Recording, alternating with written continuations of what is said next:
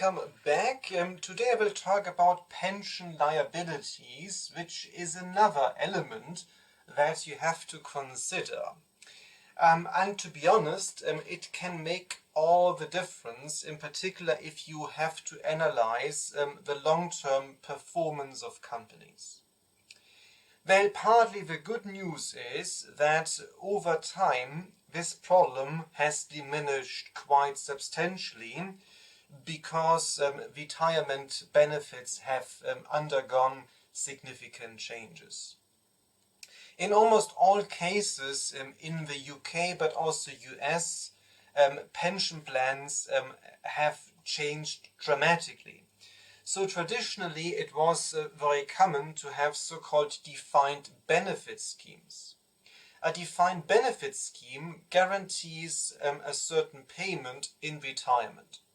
And very frequently, in particular in the US context, it also includes some provision of healthcare.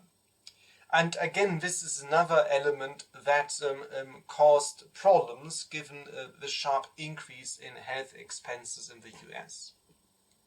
Now, what is the problem here? The problem is that once you make a promise to your employees, it becomes a liability. Now, these pension plans are supported by assets. And for a long time, things actually worked out quite nicely because the asset value went up and usually was above the level of liabilities. So for a long time, it wasn't a problem.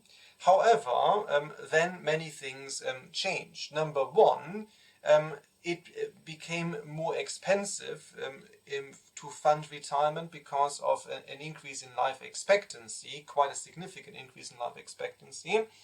And that increased liabilities. Because liabilities, of course, have to be calculated based on expected expenses in future. So one important factor here is, of course, life expectancy. Then you had various changes in market conditions, for instance, lower interest rates, and that's another important factor. Because in retirement, it is beneficial to have parts of your retirement pot in securities that provide a stable return. So interest rates certainly matter from a pension perspective. And then, of course, also equity returns haven't been that amazing for quite some time. And of course, you have significant ups and downs on the markets, which affect your possibility to increase the assets.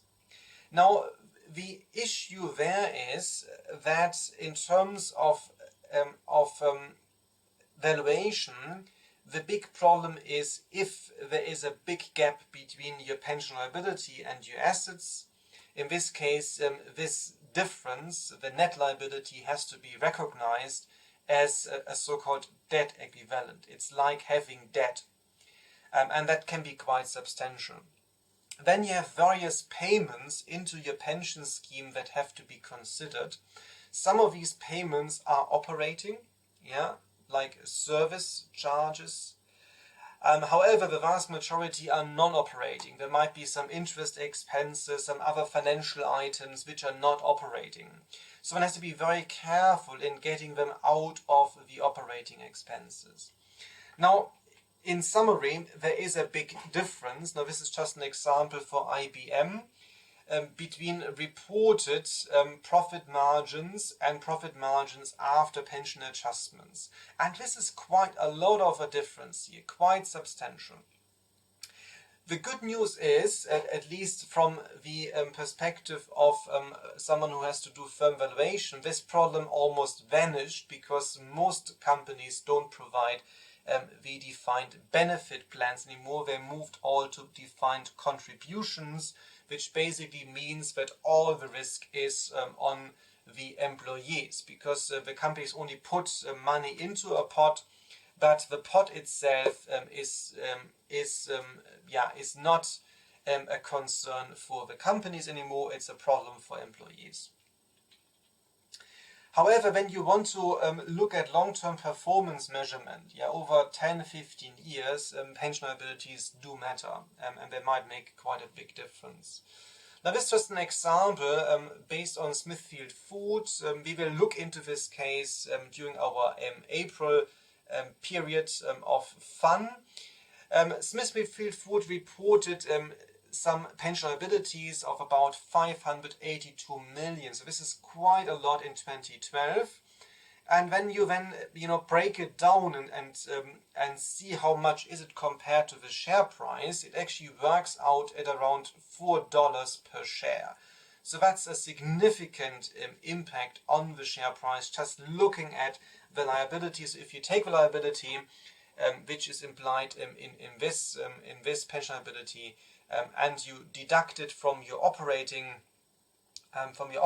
value, of course you have to go up to the entity value with some additional components as we discussed, it has a significant impact on the value per share. However, this is only part of the puzzle. Later we will see that other aspects matter. In particular, you have to consider also taxation effects. So the actual impact is less than shown on this slide. It's just the first part of this discussion. Now, the issue is that the vast majority of the payments you see, the different items in the financial statement, is not an operating expense. You have so-called service costs. These service costs are operating. So, for instance, this might be the case that an employer promises to contribute, say, 8% of salary to a pension pot. So this would be part of your operating expense. Then you might have lots of other items which are not operating. So there could be in particular some interest payments and other financial items, and they have to be removed from the operating expenses.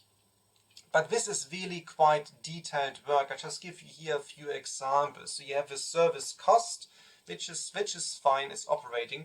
You have certain interest costs, so they are not operating, they're financial. You have then, of course, some other elements of amortizations and curtailment expenses. So lots of additional things on top, which you have to look into, and you have to try to get them out of your operating expenses. Now, this can be quite tedious work, and depending on the scale of it, it can make actually quite a big difference. And then there are tax implications. Of course, pension liabilities are liabilities and are tax deductible. So they are not. They shouldn't be considered before tax. So this is why I mentioned before this 582 million is only part of the story, because you have to apply the tax rate. Then you have to add back non-operating expenses to your NOPLAT, which also increases, of course, your operating value. And if you do both adjustments, in the end you lose about 5% of the value of equity. So it's not 11%, it's only 5%, but still it's a significant part. So that's all about pension liabilities. They do matter. In particular, if you look into a historical analysis of firm performance, but going forward, they matter an awful lot less. I see you in the next one.